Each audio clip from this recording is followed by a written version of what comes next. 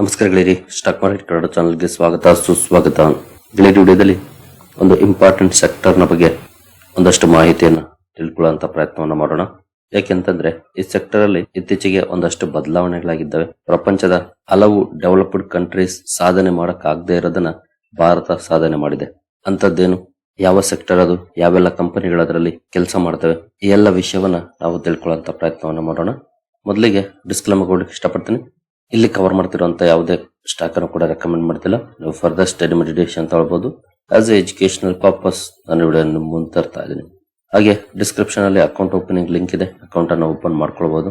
ಹೂಡಿಕೆಗೆ ಸಂಬಂಧಪಟ್ಟಂತೆ ನಿಮ್ಗೆ ಏನಾದರೂ ಸಪೋರ್ಟ್ ಬೇಕು ಅಂತಂದ್ರೆ ಇಲ್ಲಿರುವಂತಹ ನಂಬರ್ ಗಳ ಮೂಲಕ ನಮ್ಮ ಟೀಮ್ ನ ಕಾಂಟ್ಯಾಕ್ಟ್ ಮಾಡಬಹುದು. ಇಲ್ಲಿ ಮೆನ್ಷನ್ ಮಾಡಿರುವಂತಹ ಎಲ್ಲ ಸರ್ವಿಸಸ್ ನಮ್ಮ ಮೂಲಕ ಸಿಗುತ್ತೆ. ಬಟ್ ಇದಕ್ಕೆ ಕಂಡೀಷನ್ ಒಂದೇ, ನಮ್ಮ ಮೂಲಕ ಅಕೌಂಟ್ ಓಪನ್ ಆಗಿರ್ಬೇಕು. ಹಾಗಾಗಿ ಅಕೌಂಟ್ ಓಪನ್ ಮಾಡ್ಕೊಂಡು ಕಾಂಟ್ಯಾಕ್ಟ್ ಮಾಡಬಹುದು. ಹಾಗಾದ್ರೆ ಇವತ್ತಿನ ಸೆಕ್ಟರ್ ಯಾವುದು ಅಂತ ನೋಡೋದಾದ್ರೆ ಅದು ನ್ಯೂಕ್ಲಿಯರ್ ಎನರ್ಜಿ. ನ್ಯೂಕ್ಲಿಯರ್ ಎನರ್ಜಿ ಬಗ್ಗೆ ಹಿಂದೆ ಕೂಡ ನಾನು ವಿಡಿಯೋನ ಕವರ್ ಮಾಡಿದ್ದೀನಿ. ಎಸ್ಪೆಷಲಿ ರಿನ್ಯೂವಬಲ್ ಎನರ್ಜಿ ಅಥವಾ ಕ್ಲೀನ್ ಎನರ್ಜಿ ಅಂತ ಬಂದಾಗ ನ್ಯೂಕ್ಲಿಯರ್ ಎನರ್ಜಿ ಕೂಡ ಕ್ಲೀನ್ ಎನರ್ಜಿ ಅಂತ ಅನಿಸ್ಕೊಳ್ಳುತ್ತೆ. ಆದ್ರೆ ಇದರಲ್ಲಿ ಒಂದಷ್ಟು ರಿಸ್ಕ್ ಫ್ಯಾಕ್ಟರ್ಸ್ ಇರುತ್ತೆ, ಅದರಿಂದ ಬರುವಂತ ವೇಸ್ಟ್ ಹಜಾರ್ಡಸ್ ಆಗಿರುತ್ತೆ. ಆದ್ರೆ ಬೇರೆ ವಿಷಯನ ನೋಡಿದ್ರೆ ಕ್ಲೀನ್ ಎನರ್ಜಿ ಆಗಿರುತ್ತೆ. ರಿಸ್ಕ್ ಫ್ಯಾಕ್ಟರ್ಸ್ ಇದೆ, at the same time advantages ಜಾಸ್ತಿ ಇದೆ. ಹಾಗಾದ್ರೆ ಭಾರತ ಏನನ್ನ ಅಚೀವ್ ಮಾಡ್ತು ನ್ಯೂಕ್ಲಿಯರ್ ಎನರ್ಜಿಗೆ ಸಂಬಂಧಪಟ್ಟಂತೆ? ಅದರಲ್ಲೂ ನಾವಾಗ್ಲೂ ಹೇಳಿದೆ, ವಿಶ್ವದ ದೊಡ್ಡ ದೊಡ್ಡ ಡೆವಲಪ್ಡ್ ಕಂಟ್ರೀಸ್ಗೆ ಸಾಧ್ಯ ಆಗಿಲ್ಲದೆ ಇರೋದು, ಲೈಕ್ ಜಪಾನ್ ಆಗ್ಬೋದು, ಬ್ರಿಟನ್ ಆಗ್ಬೋದು, ಇವರು ಪ್ರಯತ್ನ ಪಟ್ಟು ಕೈ ಬಿಟ್ಟಿದ್ದಾರೆ. ಅಂತದ್ದನ್ನ ಭಾರತ ಅಚೀವ್ ಮಾಡಿದೆ. ಈಗ ಇದರಿಂದ ಮತ್ತೆ ಈ ಸೆಕ್ಟರ್ ಮುನ್ನೆಲೆಗೆ ಬರ್ತಾ ಇದೆ. ಹಾಗಾಗಿ ನಾವು ಇದರ ಬಗ್ಗೆ ತಿಳ್ಕೊಳ್ಳೋಣ. ಹಾಗೆ ಯಾವೆಲ್ಲ ಕಂಪನಿಗಳು ಇದರಲ್ಲಿ ಕೆಲಸ ಮಾಡ್ತವೆ ಅದನ್ನು ಕೂಡ ತಿಳ್ಕೊಳ್ಳುವಂತ ಪ್ರಯತ್ನ ಮಾಡೋಣ. ಇಂಡಿಯಾಸ್ ನ್ಯೂಕ್ಲಿಯರ್ ರೆನೆಸಾನ್ಸ್ 2026 ಮಾರ್ಚ್ ನಲ್ಲಿ ಭಾರತ ಈ ಸೆಕ್ಟರ್ ಅಲ್ಲಿ ಒಂದು ಅಚೀವ್ಮೆಂಟ್ ಅನ್ನು ಮಾಡಿದೆ. 3 ಸ್ಟೇಜ್ ನ್ಯೂಕ್ಲಿಯರ್ ಪವರ್ ಪ್ರೋಗ್ರಾಮ್ ನಲ್ಲಿ. ಜೊತೆಗೆ ಪ್ರೈವೇಟ್ ಸೆಕ್ಟರ್ ಗೆ ಕೂಡ ಇಲ್ಲಿ ಒಂದಷ್ಟು ಅವಕಾಶಗಳನ್ನ ಕೊಡ್ತಾ ಇದೆ. ಅದು ಕೂಡ ಒಂದಷ್ಟು ಹೊಸ ಆಪರ್ಚುನಿಟೀಸ್ ಅನ್ನ ಈ ಸೆಕ್ಟರ್ ಅಲ್ಲಿ ಕೊಡುತ್ತಿದೆ. ಹಾಗಾದ್ರೆ ಭಾರತ ಇತ್ತೀಚೆಗೆ ಅಚೀವ್ ಮಾಡಿದ ಟೆಕ್ನಾಲಜಿಕಲ್ ಬ್ರೇಕ್ ಥ್ರೂ ಏನು? ನೀವು ಇಲ್ಲಿ ನೋಡಬಹುದು, April 6, 2026 500 megawatt prototype fast breeder reactor ಅನ್ನ ಕಲ್ಪಕಮ್ಮಲ್ಲಿ ಅಚೀವ್ ಮಾಡಿದೆ. ಅದರಲ್ಲೂ first critically marking India's entry into second stage of it's nuclear road map. ಎಷ್ಟು ದಿನ ಫಸ್ಟ್ ಸ್ಟೇಜ್ ಅಲ್ಲಿ ಇತ್ತು, ಈಗ ಸೆಕೆಂಡ್ ಸ್ಟೇಜ್ ಗೆ ಭಾರತ ಹೋಗಿದೆ. ಯಾಕೆ ಇದು ಮ್ಯಾಟರ್ ಆಗುತ್ತೆ? ಕನ್ವೆನ್ಷನಲ್ ರಿಯಾಕ್ಟರ್ಸ್ ಅಲ್ಲಿ ಯುರೇನಿಯಂ ಬಳಸ್ತಾರೆ, ಎನರ್ಜಿ ಉತ್ಪಾದನೆ ಮಾಡ್ತಾರೆ. ಬಟ್ ಈ PFBR ಏನಿದೆ ಇದರಲ್ಲಿ ಜಾಸ್ತಿ ಉತ್ಪಾದನೆ ಮಾಡುತ್ತೆ. ಇದು ಎಷ್ಟು ಬಳಕೆ ಮಾಡುತ್ತೋ ಅದಕ್ಕಿಂತ ಜಾಸ್ತಿ ಉತ್ಪಾದನೆ ಮಾಡುತ್ತೆ. ಅಂದ್ರೆ ಕಡಿಮೆ ಯುರೇನಿಯಂ ಅಲ್ಲಿ ಜಾಸ್ತಿ ಎನರ್ಜಿಯನ್ನ ಉತ್ಪಾದನೆ ಮಾಡುತ್ತೆ. ಯುರೇನಿಯಂ 238 ಅನ್ನ ಪ್ಲೂಟೋನಿಯಂ 239 ಆಗಿ ಕನ್ವರ್ಟ್ ಮಾಡುತ್ತೆ. ಇದು ನೆಕ್ಸ್ಟ್ ಸ್ಟೇಜ್ ಗೆ ಬಹಳ ಇಂಪಾರ್ಟೆಂಟ್ ಆಗಿರುವಂತ ವಿಷಯ ಆಗುತ್ತೆ. ಯಾಕಂದ್ರೆ ಇಲ್ಲಿ ಥೋರಿಯಂ ಬಳಕೆ ಆಗುತ್ತೆ, ಥೋರಿಯಂ 232. ಈ ಥೋರಿಯಂ 232 ಭಾರತದಲ್ಲಿ ಅಗಾಧವಾಗಿ ಸಿಗ್ತಾ ಇದೆ. ಆಲ್ಮೋಸ್ಟ್ ಗ್ಲೋಬಲ್ ರಿಸರ್ವ್ಸ್ ನ 25%, ಅಂದ್ರೆ ವಿಶ್ವದಲ್ಲಿರುವಂತಹ ಥೋರಿಯಂ ಏನಿದೆ ಅದರಲ್ಲಿ ಕಾಲ್ಭಾಗ ನಮ್ಮಲ್ಲೇ ಇದೆ. ಹಾಗಾಗಿ ನಾವು ಇಂಪೋರ್ಟ್ ಮೇಲೆ ಡಿಪೆಂಡೆನ್ಸಿಯನ್ನ ಒಂದು ಅವಶ್ಯಕತೆ ಇರೋದಿಲ್ಲ.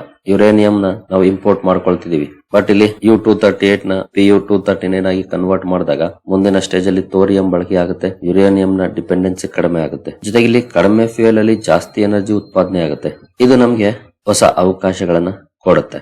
ರೋಡ್ ಮ್ಯಾಪ್ ನೋಡೋದಾದ್ರೆ ಸ್ಟೇಜ್ 1 ನ್ಯಾಚುರಲ್ ಯುರೇನಿಯಂ ಅನ್ನ ಬಳಸಿಕೊಂಡು ಉತ್ಪಾದನೆ ಮಾಡುವಂತದ್ದು. ಸ್ಟೇಜ್ 2 ಈಗ ಭಾರತ ಅಚೀವ್ ಮಾಡಿರುವಂತದ್ದು. ಯುರೇನಿಯಂ 238 ಇಂದ ಪ್ಲೂಟೋನಿಯಂ 239 PFBR ಕ್ರಿಟಿಕಲ್ ಏಪ್ರಿಲ್ ಅಲ್ಲಿ ಇದನ್ನ ಅಚೀವ್ ಮಾಡಿದೆ. Stage 3 thorium utilisation. ಇದೇ ಕಾರಣಕ್ಕೆ ಇದು ಒಳ್ಳೆಯ ಬೆಳವಣಿಗೆ ಅಂತ ಅನಿಸ್ಕೊಳ್ತಿರೋದು. ಇನ್ನು ಈ ನ್ಯೂಕ್ಲಿಯರ್ ಎನರ್ಜಿ ಮಿಷನ್ ಅಲ್ಲಿ ಸ್ಮಾಲ್ ರಿಯಾಕ್ಟರ್ಸ್ ಕಡೆ ಗಮನವನ್ನ ಕೊಡ್ತಾ ಇದೆ Bharat. Small modular reactors 220 to 300 megawatt energy for faster deployment and industrial use. Industrial ಬಳಕೆಗೆ ಉಪಯೋಗ ಆಗೋ ರೀತಿಯಲ್ಲಿ ಬಿಲ್ಡ್ ಮಾಡುವಂತದ್ದು. ಅಲ್ಲಲ್ಲಿ ಫ್ಯಾಕ್ಟರಿ ಬಿಲ್ಟ್ ಅಂದ್ರೆ standardised manufacturing reduces construction time and cost over runs. ದೊಡ್ಡದಾಗಿ ಮಾಡ್ತೀವಿ ಅಂದ್ರೆ ಸಮಯ ಜಾಸ್ತಿ ತಗೊಳುತ್ತೆ, ಬಜೆಟ್ ಕೂಡ ಜಾಸ್ತಿ ಆಗುತ್ತೆ.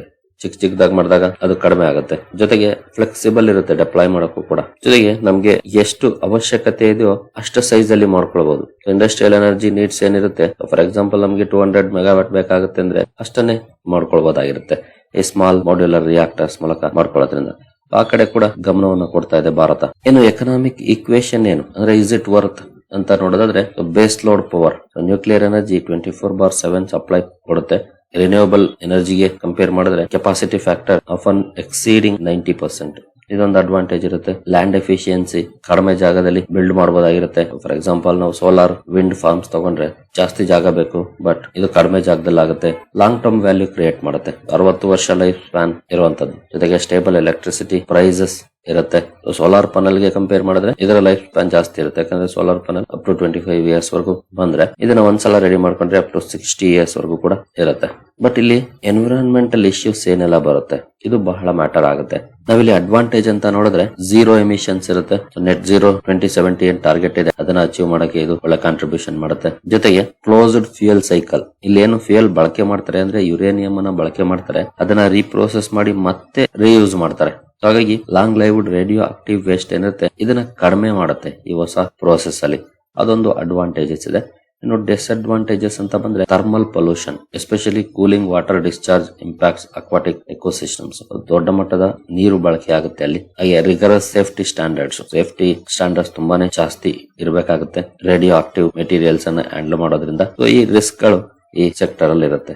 ಇನ್ನು corporate shift public to private, ಇತ್ತೀಚೆಗೆ ಸರ್ಕಾರ ಪ್ರೈವೇಟ್ ಗೂ ಕೂಡ ಇಲ್ಲಿ ಒಂದಷ್ಟು ಅವಕಾಶಗಳನ್ನ ಒದಗಿಸ್ತಾ ಇದೆ. ಅದರಲ್ಲಿ ಮ್ಯಾನುಫ್ಯಾಕ್ಚರಿಂಗ್ ಲೀಡರ್ಸ್ ಅಂತ ನೋಡೋದಾದ್ರೆ ಲಾರ್ಸನ್ ಅಂಡ್ ಟೋಬ್ರೋ ಇದೆ, BHEL ಇದೆ. BHEL ಅಂತೂ ಸರ್ಕಾರಿ ಕಂಪನಿ, L&T ಒಂದು ಪ್ರೈವೇಟ್ ಕಂಪನಿ. ಇವು ಹೆವಿ ಎಂಜಿನಿಯರಿಂಗ್ ಹಾಗೂ ಟರ್ಬೈನ್ ಮ್ಯಾನುಫ್ಯಾಕ್ಚರಿಂಗ್ ಅಲ್ಲಿ ಕೆಲಸ ಮಾಡುವಂತಹ ಕಂಪನಿಗಳು. ಈ ಕಂಪನಿಗಳಿಗೆ ಒಂದಷ್ಟು ಅವಕಾಶಗಳು ಓಪನ್ ಅಪ್ ಆಗುತ್ತೆ. ಇನ್ನು ಪ್ರಿಸಿಷನ್ ಟೆಕ್ನಾಲಜೀಸ್ ಗೆ ಬಂದ್ರೆ ಎಂಟಾರ್ ಟೆಕ್ನಾಲಜೀಸ್ ಇದರಲ್ಲಿ ಕೆಲಸ ಮಾಡುತ್ತೆ. ಗೋದ್ರೇಜ್ ಅಂಡ್ ಬಾಯ್ಸ್ ಕೂಡ ಹೈ ಪ್ರಿಸಿಷನ್ ಕಾಂಪೋನೆಂಟ್ಸ್ ಅನ್ನು ಸಪ್ಲೈ ಮಾಡ್ತವೆ ಫಾಸ್ಟ್ ಬ್ರೀಡರ್ ರಿಯಾಕ್ಟರ್ ಗೆ. ಇನ್ನು ಹೊಸ ಆಪರೇಟರ್ಸ್ ಕೂಡ ಇದ್ದಾರೆ, ಟಾಟಾ ಪವರ್ ಅಂಡ್ ಜಿಂದಾಲ್. ಇವರು ಇಲ್ಲಿರುವಂತಹ ಅವಕಾಶಗಳನ್ನ ಎಕ್ಸ್ಪ್ಲೋರ್ ಮಾಡ್ತಿದ್ದಾರೆ ಕ್ಯಾಪ್ಟಿವ್ ಇಂಡಸ್ಟ್ರಿಯಲ್ ಪವರ್ ಮೂಲಕ. ಇವರು ಕೂಡ ಅನುಕೂಲವನ್ನು ಪಡ್ಕೊಳ್ಳುವಂತ ಸಾಧ್ಯತೆಗಳಿರುತ್ತೆ ಈ ಸೆಕ್ಟರ್ ನ ಈ ಬೆಳವಣಿಗೆಗಳಿಂದ.